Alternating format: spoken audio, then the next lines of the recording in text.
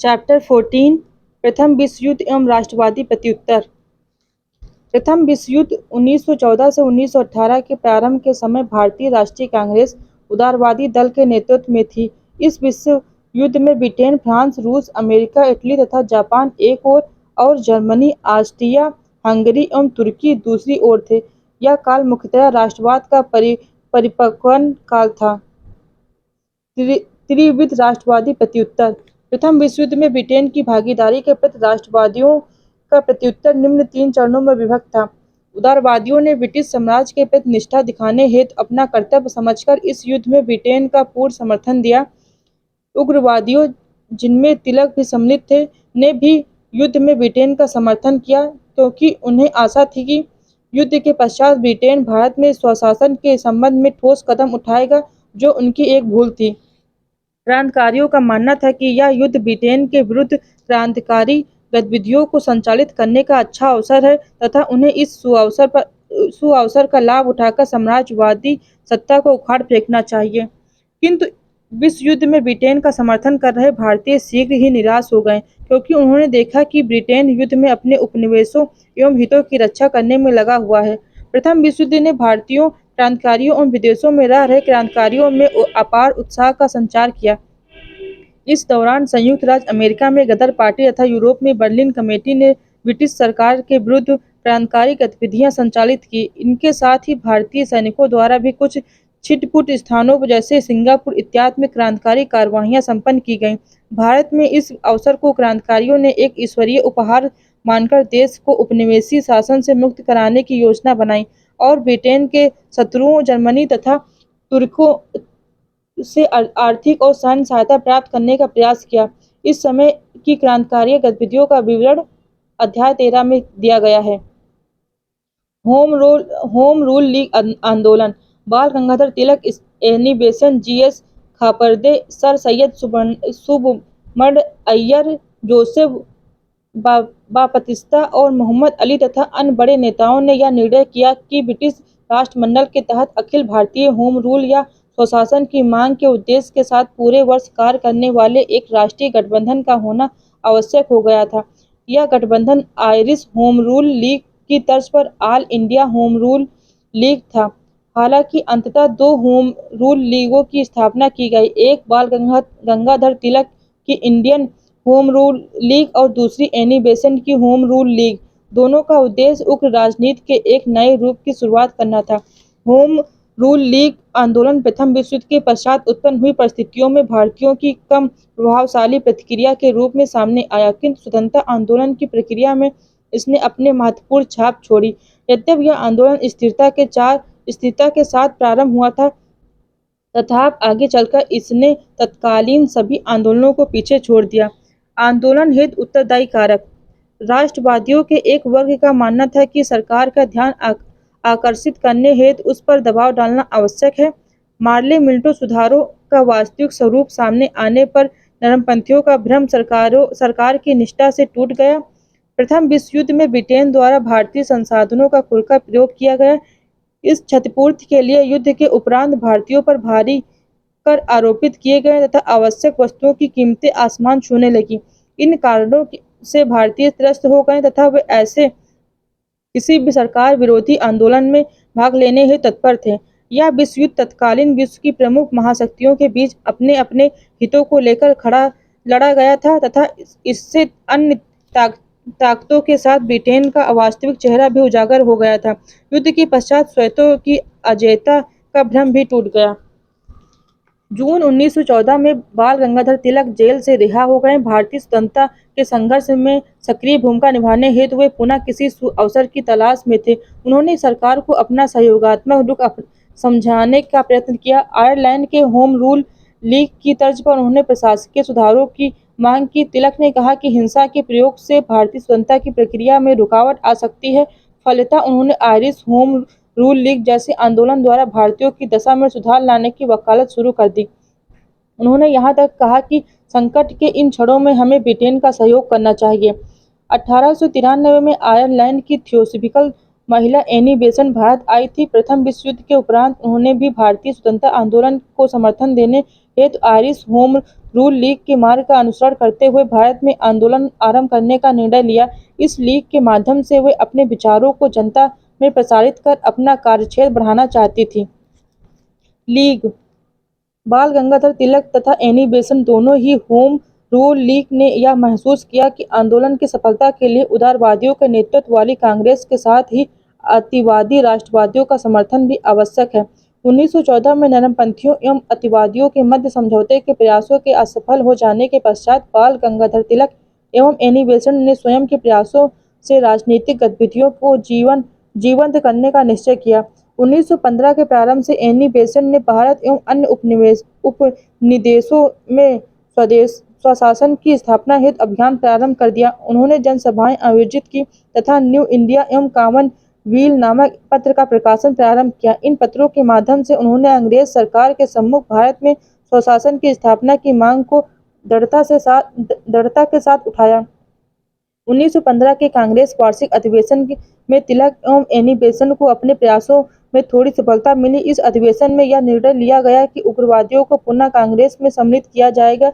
यद्यपि Annie Besant प्रारंभ में अपनी होम रूल लीग योजना के लिए कांग्रेस का समर्थन प्राप्त करने में असफल रही, तथा कांग्रेस शिक्षा के माध्यम से राजनीतिक मांगों का प्रचार प्रसार करने तथा स्थानीय कांग्रेस कमेटियों को पुनः सक्रिय करने पर अवश्य सहमत हो गई। इसके पश्चात एनी बेसेंट ने कांग्रेस की स्वीकृति प्राप्त होने का इंतजार न करते हुए स्वयं के प्रयासों से होम रूल लीग के कार्यों को आगे बढ़ाने का निर्णय लिया। उन्होंने घोषित किया कि चूंकि कांग्रेस ने उनकी लीग को स्वीकृति प्रदान करने हेतु अनिवार्य कदम नहीं उठाए हैं, फलितः लीग के माध्यम से वे अपने उद्देश्यों को स्वयं प्राप्त करने हेतु स्वतंत्र हैं।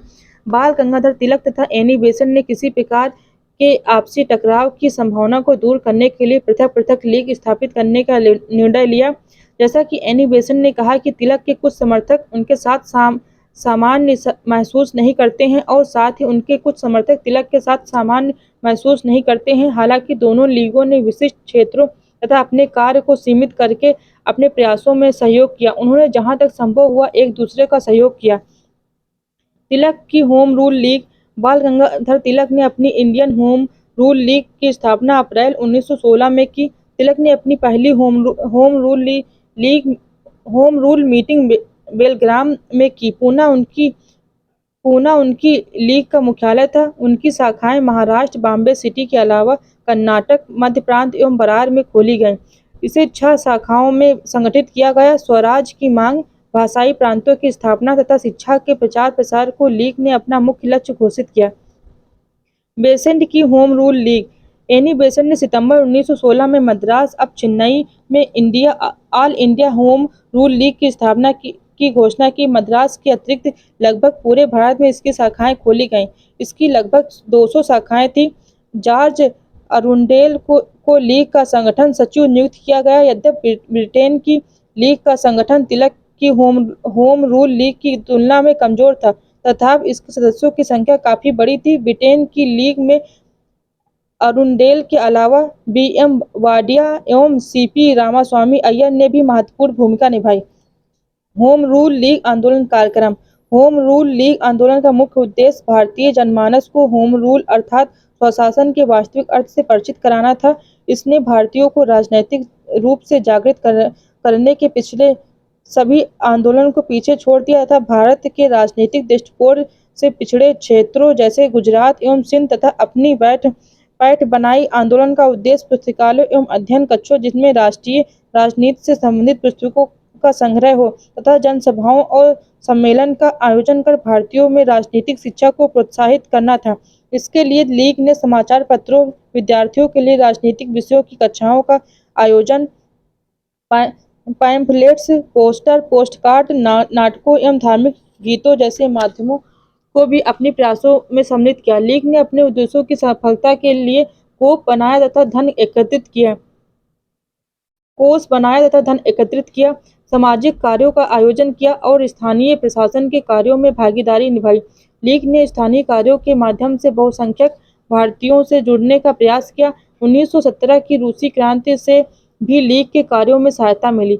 अनेक प्रमुख राष्ट्रवादी नेताओं ने लीग की सदस्यता ग्रहण की, जिसमें मोतीलाल नेहरू, जवाहरलाल नेहरू, भूला भाई देसाई, चित्तरंजन दास, के.एम. मुंशी, बी. चक्रवर्ती, सैफुद्दीन किचलू, मदन मोहन मालवीय, मोहम्मद अली जिन्ना, तेज बहादुर सप्रू एवं लाला लाजपत राय प्रमुख थे। इनमें से कुछ नेताओं को एनी बेसेंट की लीग की स्थानीय शाखाओं का प्रमुख नियुक्त किया गया। अनेक अतिवादी उदारवादी जिनका कांग्रेस की कार्यप्रणाली में मोहभंग हो चुका था, होम रूल आंदोलन में शामिल हो गए। गोपाल कृष्ण गोखले की सर्वेंट ऑफ इंडिया सोसाइटी के अनेक सदस्यों ने भी आंदोलन की सदस्यता ग्रहण कर ली। फिर भी एंग्लो इंडियन आंग्ल भारतीय बहुसंख्यक मुसलमान तथा दक्षिण भारत की गैर ब्राह्मण जातियों इस आंदोलन से दूर रहीं, क्योंकि उनका विश्वास था कि होम रूल का तात्पर्य हिंदू बहुल मुख्यतः उच्च जातियों के शासन से है। लीग के प्रति सरकार का रुख। सरकार ने लीग के समर्थकों पर कड़ी कार्रवाई की तथा लीग के कार्यक्रमों को रोकने के लिए दमन का सहारा लिया। मद्रास में सरकार ने छात्रों पर कठोर कार्रवाई की तथा राजनीतिक सभाओं में उनके भाग लेने पर प्रतिबंध लगा दिया गया। बाल गंगाधर तिलक के विरुद्ध न्यायालय में मुकदमा दायर किया गया। उनके पंजाब एवं दिल्ली में प्रवेश करने पर रोक लगा दी गई। जून 1917 में एनी बेसेंट एवं उनके सहयोगियों बीपी वाडिया एवं जॉर्ज अरुंडेल को गिरफ्तार कर लिया गया। इन गिरफ्तारियों के विरुद्ध राष्ट्रवादी प्रतिक्रिया हुई। अत्यंत नाटकीय ढंग से सर एस सुब्रमण्यम अय्यर ने अपनी सर की उपाधि त्याग दी तथा तिलक ने सरकारी दमन के विरोध में अहिंसात्मक प्रतिरोध कार्यक्रम प्रारंभ करने की वकालत की। सरकार को विश्वास था कि इन कार्रवाइयों से होम रूल आंदोलन स्वतः समाप्त हो जाएगा, किंतु उनका उल्टा प्रभाव पड़ा। सरकारी कूचक के विरोध में आंदोलनकारी और अधिक संगठित हो गए तथा कई अन्य राष्ट्रवादी इसमें शामिल हो गए। तिलक ने घोषणा की कि यदि एनी बेसेंट को रिहा नहीं किया गया तो भारतीय जनता सरकार के विरुद्ध सत्याग्रह करेगी। 20 अगस्त 1917 को भारत सचिव ई.एस. मांटेगू के माध्यम से ब्रिटिश सरकार ने घोषणा की कि युद्ध के बाद भारत में स्वायत्त संस्थाओं के क्रमिक विकास की प्रक्रिया प्रारंभ की जाएगी। सरकार ने सितंबर 1917 में एनी बेसेंट को जेल से रिहा कर दिया। इसके पश्चात होम रूल लीग आंदोलन स्थगित कर दिया गया।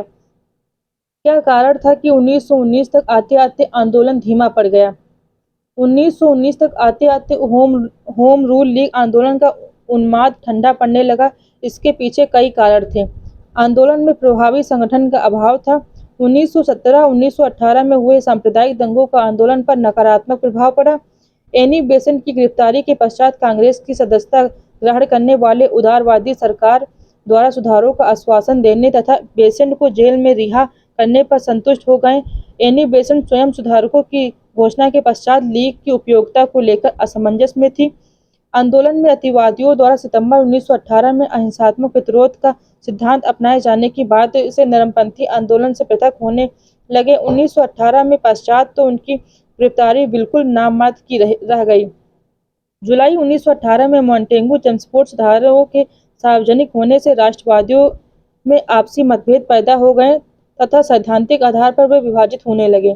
सितंबर 1918 में लाइबेल मामले जो वेलेंटाइन सिरोल के खिलाफ गंगाधर तिलक ने दायर किया था, ऐसा कि उनकी पुस्तक इंडियन अर्नेस्ट में तिलक को भारत की उग्रवादी राजनीति का जनक कहा गया था, के सिलसिले में तिलक विदेश चले गए, जबकि सुधारों के संबंध में व्यक्तिगत प्रतिक्रिया एवं अहिंसात्मक प्रतिरोध के मुद्दे पर एनी बेसेंट विचलित हो गई। बेसेंट द्वारा आंदोलन का सुयोग्य नेतृत्व प्रदान कर पाने की अक्षमता और उनके मॉन्टेगू जमस्फोट सुधारों के आश्वासन से संतुष्ट होने पर होम रूल लीग आंदोलन नेतृत्व विहीन हो गया।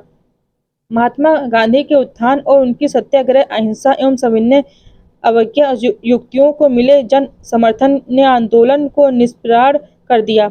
मॉन्टेगू घोषणा के पश्चात लीग अपने आंदोलन को बंद करने पर सहमत हो गई। हालांकि गांधी जी ने ब्रिटिश अत्याचार के खिलाफ लड़ाई में 1920 तक भारतीय राष्ट्रीय कांग्रेस के मंच का प्रयोग नहीं किया था, लेकिन वे होम रूल लीग से घनिष्ठता से जुड़े थे। फिर भी उन्होंने होम रूल लीग की सदस्यता स्वीकार नहीं की। निरंतर निवेदन करने पर गांधी जी ने अप्रैल 1920 में होम रूल की अध्यक्षता स्वीकार कर ली और अक्टूबर 1920 में बॉम्बे में उन्होंने इसका नाम बदलकर स्वराज सभा कर दिया और अहिंसा पद्धति एवं स्वराज प्राप्ति के लक्ष्य को शामिल करने के लिए इसके संविधान में भी परिवर्तन किया। होम रूल लीग आंदोलन की उपलब्धियां। होम रूल लीग तथा संबद्ध गतिविधियों ने स्वतंत्रता संघर्ष पर कुछ सकारात्मक प्रभाव डालने और आने वाले वर्षों में इसे एक नई दिशा लेने में योगदान दिया। आंदोलन ने केवल शिक्षित वर्ग के स्थान पर जन सम्मान की महत्ता को प्रतिपादित किया तथा सुधारवादियों द्वारा तय किए गए स्वतंत्रता आंदोलन की चित्रावली को स्थायी तौर पर परिवर्तित कर दिया। इसने देश एवं शहरों के मध्य संगठित संपर्क स्थापित किया। आंदोलन की यह उपलब्धि बाद के वर्षों में अत्यंत उपयोगी सिद्ध हुई। विशेषकर भारतीय स्वतंत्रता आंदोलन के सर्वोत्कर्ष में देश के हर शहर ने सक्रिय भूमिका निभाई, जो इस आंदोलन के संगठित स्वरूप की ही देन थी। आंदोलन ने जुझारू राष्ट्रवादियों की एक नई पीढ़ी को जन्म दिया। इसने भारतीय जन समुदाय को राजनीति के गांधीवादी आदर्शों के प्रयोग हेतु प्रशिक्षित किया। अगस्त 1917 में मॉन्टेगू की घोषणाएं तथा मोंटफोर्ट सुधार काफी हद तक होम रूल लीग आंदोलन से प्रभावित थे। तिलक एवं एनी बेसेंट के प्रयासों से कांग्रेस के लखनऊ अधिवेशन 1916 में नरम दल एवं गरम दल के राष्ट्रवादियों के मध्य समझौता होने में अत्यंत सहायता मिली। लीग के नेतृत्व का यह योगदान राष्ट्रीय आंदोलन की प्रक्रिया में मील का पत्थर था। होम रूल लीग आंदोलन में भारतीय स्वतंत्रता आंदोलन का एक नई दिशा और नया आयाम प्रदान किया। भारतीय राष्ट्रीय कांग्रेस का लखनऊ अधिवेशन 1916। अतिवादियों का कांग्रेस में पुनः प्रवेश। 1916 में भारतीय राष्ट्रीय कांग्रेस का वार्षिक अधिवेशन लखनऊ में आयोजित किया गया, जिसकी अध्यक्षता उदारवादी नेता अंबिका चरण मजूमदार ने की। इस अधिवेशन की सबसे महत्वपूर्ण उपलब्धि थी गरम दल अतिवादियों का कांग्रेस का पुनः प्रवेश। इसके कई कारण थे। पुराने विवाद अब अप्रासंगिक या अर्थहीन हो गए थे। उदारवादियों तथा अतिवादियों दोनों ने यह महसूस किया कि विभाजन से राष्ट्रीय आंदोलन की राजनीतिक प्रक्रिया अवरुद्ध हो रही है। एनी बेसेंट तथा बाल गंगाधर तिलक ने दोनों दलों में एकता से अथक और सराहनीय प्रयास किए थे। उदारवादियों की भावनाओं को सम्मान देते हुए तिलक ने घोषित किया कि वे भारत में प्रशासनिक सुधारों के पक्षधर हैं, न कि पूरी ब्रिटिश सरकार को हटाए जाने के। उन्होंने हिंसात्मक सुधारों को न अपनाने जाने का भी वकालत की। उदारवादी नेता फिरोज शाह मेहता की मृत्यु के हो जाने से कांग्रेस के दोनों दलों में एकता का मार्ग प्रशस्त हुआ, क्योंकि वे उग्रवादियों के कट्टर विरोधी थे तथा किसी भी हालत में उग्रवादियों से एकता नहीं चाहते थे। कांग्रेस तथा मुस्लिम लीग के बीच लखनऊ समझौता। कांग्रेस के लखनऊ अधिवेशन में एक अन्य महत्वपूर्ण उपलब्धि थी कांग्रेस एवं मुस्लिम लीग के मध्य समझौता। इस अधिवेशन में कांग्रेस तथा मुस्लिम लीग एक दूसरे के करीब आ गए तथा दोनों ने सरकार के समक्ष अपनी समान मांगे प्रस्तुत की। कांग्रेस एवं लीग के मध्य यह समझौता और भी महत्वपूर्ण था, क्योंकि इस समय युवा क्रांतिकारियों ने मुस्लिम लीग की अच्छी पकड़ थी। फलतः लीग के कांग्रेस के समीप आने से कांग्रेस के साम्राज्यवादी विरोधी अभियान को और भी गति मिल गई। मुस्लिम लीग के रवैये में परिवर्तन क्यों? मुस्लिम लीग के भारतीय राष्ट्रीय कांग्रेस के समीप आने से कई कारण थे। 1912 से 1913 के बाल्कन युद्ध में ब्रिटेन ने तुर्की की सहायता करने से इनकार कर दिया। इस युद्ध के कारण यूरोप में तुर्की की शक्ति क्षीण हो गई तथा उसका सीमा क्षेत्र संकुचित हो गया। उस समय तुर्की के शासक का दावा था कि वह अपने मुसलमानों का खलीफा या प्रधान है। भारतीय मुसलमानों की सहानुभूति तुर्की के साथ थी। ब्रिटेन द्वारा युद्ध में तुर्की को सहयोग न दिए जाने से भारतीय मुसलमान रुष्ट हो गए। फलतः मुस्लिम लीग ने कांग्रेस के सहयोग करने का निश्चय किया, जो ब्रिटेन के विरुद्ध स्वतंत्रता आंदोलन चला रही थी। बंगाल विभाजन को रद्द किए जाने के सरकारी निर्णय से उन मुसलमानों को घोर निराशा हुई जिन्होंने 1905 में इस विभाजन का जोरदार समर्थन किया था। ब्रिटिश सरकार द्वारा अलीगढ़ में विश्वविद्यालय की स्थापना एवं उसे सरकारी सहायता देने से इनकार करने पर शिक्षित मुसलमान रुष्ट हो गए। मुस्लिम लीग के तरुण समर्थन धीरे धीरे सशक्त राष्ट्रवादी राजनीति की ओर उन्मुख हो रहे थे तथा उन्होंने अलीगढ़ स्कूल के सिद्धांतों को उभारने का प्रयत्न किया। 1912 में लीग का अधिवेशन कलकत्ता में हुआ। इस अधिवेशन में मुस्लिम लीग ने निश्चय किया कि वह भारत के अनुकूल स्वशासन की स्थापना में किसी अन्य समूह या दल को सहयोग कर सकती हैं, बशर्ते वह भारतीय मुसलमानों के हितों पर कुठाराघात न करे तथा उनके हित सुरक्षित बने रह सकें। इस प्रकार कांग्रेस तथा मुस्लिम लीग दोनों ही स्वशासन की अवधारणा सामने हो गई तथा इससे उन्हें पास आने में सहायता मिली। प्रथम विश्व युद्ध के दौरान सरकार की दमनकारी नीतियों से युवा मुसलमानों में भय का वातावरण व्याप्त हो गया था। मौलाना अबुल कलाम आजाद के पत्र अल हिलाल तथा मोहम्मद अली के पत्र कामरेड को सरकारी दमन का निशाना बनना पड़ा। वहीं दूसरी ओर अली बंधुओं, मौलाना आजाद तथा हजरत मोहानी को नजरबंद कर दिया गया। सरकार की इन नीतियों से युवा मुसलमानों विशेषकर लीग के युवा सदस्यों में साम्राज्यवाद विरोधी भावनाएं जागृत हो गईं तथा वे उपनिवेशी शासन का समूल नष्ट करने हेतु अवसर की तलाश करने लगे। लखनऊ समझौते के प्रावधान। उपर्युक्त कारकों ने भारतीय राष्ट्रीय कांग्रेस एवं मुस्लिम लीग में एकीकरण को संभव बना दिया। कांग्रेस एवं लीग में इस समझौते को लखनऊ समझौते के नाम से जाना जाता है। इस समझौते के मुख्य प्रावधान इस प्रकार थे। कांग्रेस द्वारा उत्तरदायी शासन की मांग को लीग ने स्वीकार कर लिया। कांग्रेस ने मुस्लिम लीग की मुसलमानों के लिए पृथक निर्वाचन व्यवस्था की मांग को स्वीकार कर लिया। प्रांतीय व्यवस्थापिका सभाओं में निर्वाचित भारतीय सदस्यों की संख्या का एक निश्चित भाग मुसलमानों के लिए आरक्षित कर दिया गया। पंजाब में 50%, बंगाल में 40%, बॉम्बे सहित सिंध में 33%, यूपी में 30%, बिहार में 25%, मध्य प्रदेश में 15% तथा मद्रास में 15% सीटें मुस्लिम लीग को दे दी गईं। केंद्रीय व्यवस्थापिका सभा में कुल निर्वाचित भारतीय सदस्यों का 1/9 भाग मुसलमानों के लिए आरक्षित किया गया तथा इसके निर्वाचन हेतु सांप्रदायिक चुनाव व्यवस्था स्वीकार की गई। यह निश्चित किया गया कि यदि किसी सभा में कोई प्रस्ताव किसी संप्रदाय के हितों के विरुद्ध हो तथा 3/4 सदस्य उस आधार पर उसका विरोध करें तो उसे पारित नहीं किया जाएगा। समझौते की प्रकृति। एकीकरण के फलस्वरूप जहां एक ओर मुस्लिम लीग कांग्रेस के साथ सरकार को संयुक्त संवैधानिक मांगों का प्रस्ताव पेश करने पर सहमत हो गई, वहीं दूसरी ओर कांग्रेस ने मुस्लिम लीग की पृथक निर्वाचन व्यवस्था की मांग को स्वीकार कर लिया। समझौते के पश्चात कांग्रेस तथा मुस्लिम लीग दोनों ने सरकार के समक्ष अपनी संयुक्त मांगें पेश की, जो इस प्रकार थी। सरकार भारत को उत्तरदायित्वपूर्ण शासन देने की शीघ्र घोषणा करे। प्रांतीय व्यवस्थापिका सभाओं में निर्वाचित भारतीयों की संख्या बढ़ाई जाए तथा उन्हें और अधिक अधिकार प्रदान किए जाएं। वायसराय की कार्यकारिणी परिषद में आधे सदस्य भारतीय हों। विधान परिषद का कार्यकाल 5 वर्ष होना चाहिए। भारत सचिव का वेतन ब्रिटिश राजकोष से दिया जाना चाहिए, न कि भारतीय कोष से। समझौते की समालोचना। लखनऊ के ऐतिहासिक समझौते के फलस्वरूप भारतीय राष्ट्रीय कांग्रेस तथा मुस्लिम लीग ने एक संयुक्त मंच का गठन तो कर लिया, किंतु उस समझौते के प्रावधान के निर्धारण में दूरदर्शिता का पूर्ण अभाव परिलक्षित हुआ। कांग्रेस द्वारा लीग की प्रस्तावित सांप्रदायिक निर्वाचन व्यवस्था को स्वीकार कर लिए जाने से एक समान मंच तथा राजनीति की दो अलग-अलग दिशाओं का युग प्रारंभ हुआ। यह प्रावधान द्विराष्ट्र सिद्धांत की अवधारणा का अंकुर था। इसके अतिरिक्त लखनऊ समझौते में कांग्रेस तथा लीग के नेताओं ने आपस में एकता की व्यवस्था तो कर ली, किंतु दोनों हिंदू तथा मुसलमान संप्रदाय के लोगों को साथ लाने के कोई प्रयास नहीं किए गए। सांप्रदायिक निर्वाचन पद्धति के विवादास्पद प्रावधानों को छोड़ दिया जाए तो इस व्यवस्था से यह लाभ हुआ कि अल्पसंख्यकों के मन से बहुसंख्यक हिंदुओं का भय दूर हो गया। समझौते के पश्चात मुसलमान यह मानने लगे कि उनके हितों को अब हिंदुओं में कोई खतरा नहीं है। दूसरा, समझौते से भारतीयों में एकता की नई भावना का विकास हुआ। इससे राष्ट्रीय स्वतंत्रता आंदोलन को नई ताकत मिली। समझौते के पश्चात स्थापित हुई एकता को सरकार ने भी महसूस किया तथा उसने भारत में उत्तरदायी शासन की स्थापना हेतु प्रयास किए। इसी के फलस्वरूप अगस्त 1917 में मॉन्टेग्यू की घोषणा सार्वजनिक की गई। मॉन्टेग्यू की अगस्त 1917 की घोषणा।